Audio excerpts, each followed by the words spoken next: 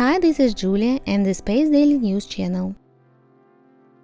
Now that NASA's James Webb Space Telescope first images and data are out, you might be wondering what comes next. The observatory has a packed schedule of science programs looking at all kinds of cosmic phenomena like planets, stars, galaxies, black holes, and more.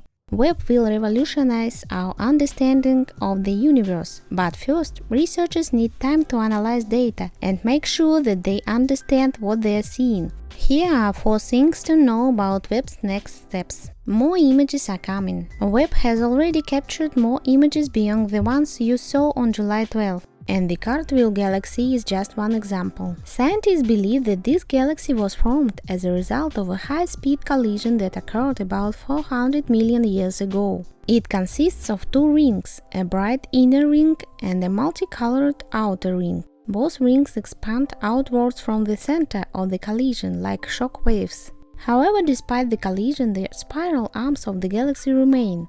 And now they look like spokes of a wheel, bright red strips visible between the inner and outer rings.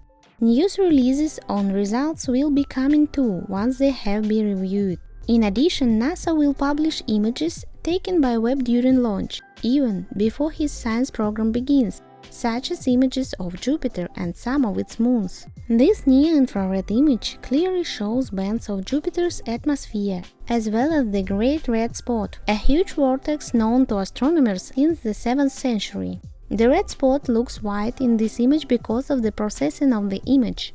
On the lower left you can see Europa, one of Jupiter's 4 Galilean moons. Beneath its thick ice crust is probably an ocean of liquid water that NASA will be exploring with the Europa Clipper spacecraft, which is under development. Interestingly, the image even showed the shadow of Europa on Jupiter's surface, to the left of the big red spot. And these images show other moons of Jupiter, Thebe and Metis. By the way, their diameters are only 99 and 43 kilometers respectively.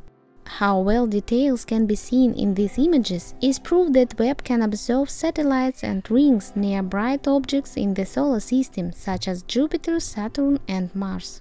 Scientists plan to use Webb to study plumes of material erupting from Europa and Enceladus. So perhaps we can learn more about the subglacial oceans of these satellites in the coming years. The current Webb observing scheduler is set and available. If you want to find out what Webb is looking at this week, visit the Space Telescope Science Institute weekly schedule to find out which cosmic object the observatory is checking out. Looks like we are in for a fascinating space journey through the universe thanks to Webb. So stay tuned to Space Daily so you don't miss a thing.